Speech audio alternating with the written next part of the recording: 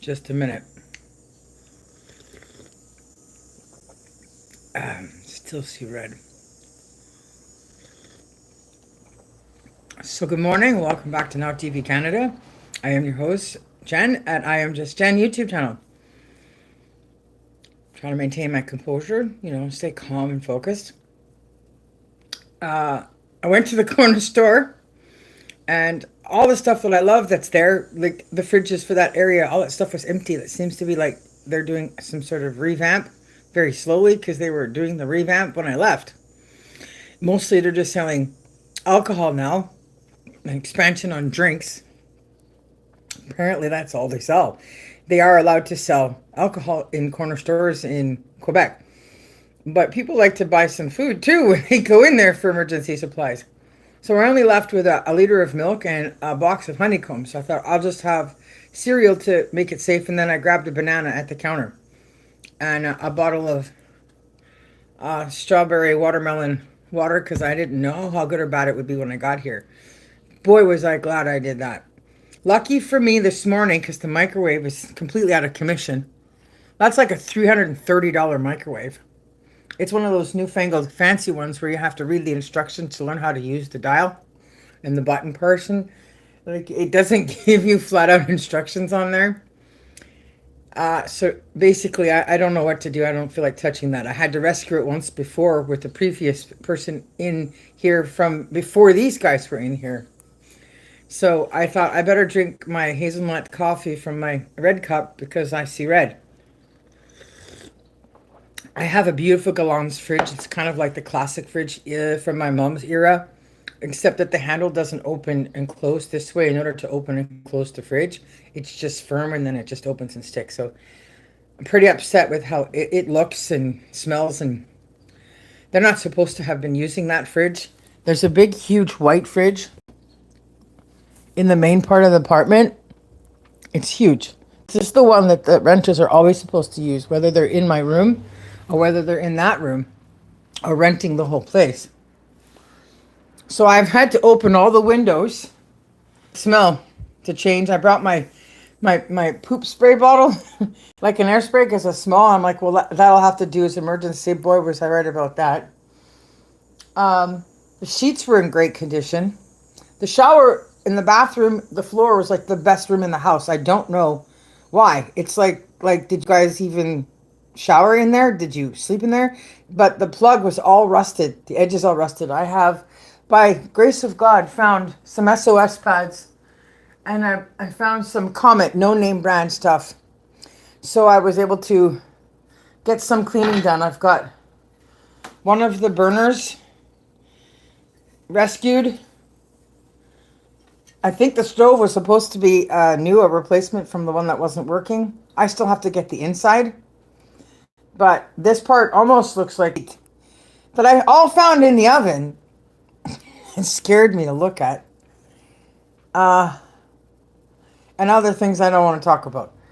But I did manage to clean until it was time for bed. And I did manage to eat my late night tuna sandwich dinner kind of thing. Now I need to go looking for towels. I gotta go dig out stuff packed in containers. I had this apartment in perfect condition for renters. Like, why would you take your guest towels out of the bathroom? Like, why would they not be washed and put back? I had energy saving windows put in when I was gone, and you'd think the energy saving windows would have nothing to do with towel racks and where you put towels for when you're washing your face, hands, and taking a shower. And I guess somewhere in the guy's head that was in here that they're coming to change windows meant, oh, well, I better put everything away. And so, like, when the ones after him moved in, like, there wasn't even any curtains up. After they came here, he didn't unpack anything and put it back in place, including the towels. So after I clean that tub out and stuff, I have to go through more bins. But I'm finally eating breakfast. Just a little after 10 in the morning. I'm glad I brought some prepackaged coffees. Knew I was going to need it. And I'm happy that I ran a new ad for Christian people. from groups of fellowship that I know will take care of the place. But for right now, I'm just happy to be alone in here. I'm going to have like a cleaning party. A bunch of friends and people come over with supplies I need. I'm going to make a list.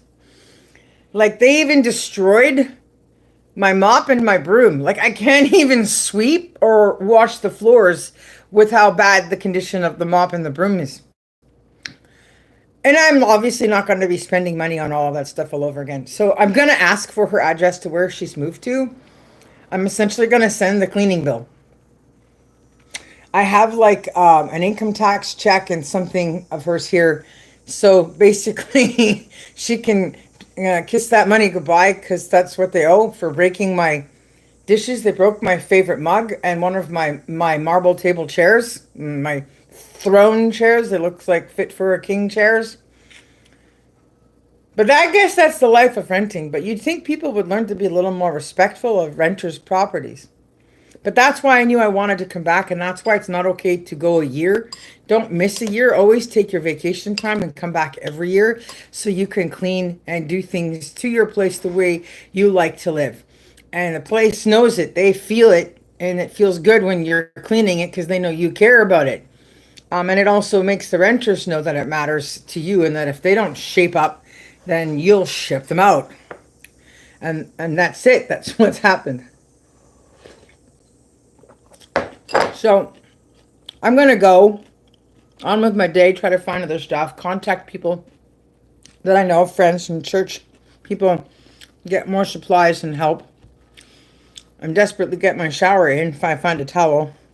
Otherwise, I'll have to find some way to just grease it back with the water or whatever in a comb and go to a Walmart and get a towel.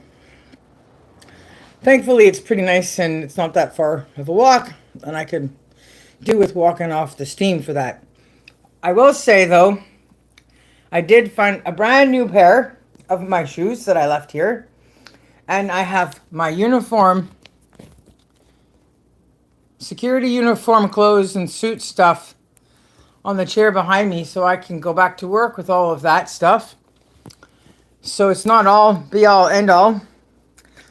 And I found some good pajamas and other clothes and boxer shorts, so that part will be okay. I'm still looking for a blanket for the bed. They were using a furniture blanket for moving furniture on the bed.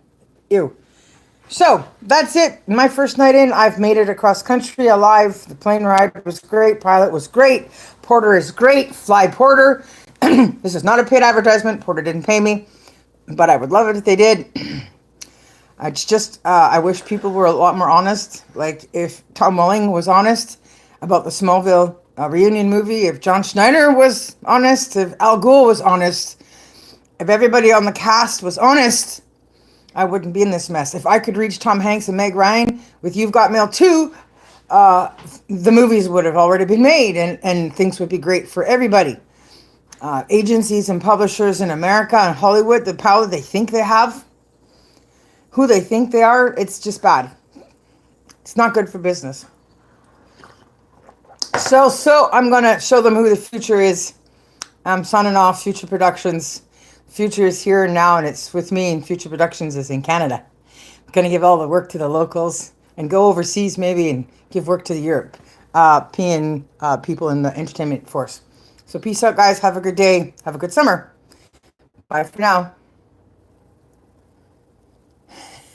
I can't believe that.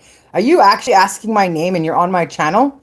You better go to the channel at the beginning where it shows all the information that's there. There's a reason I don't talk about it. At the very beginning of my videos, I talk about it.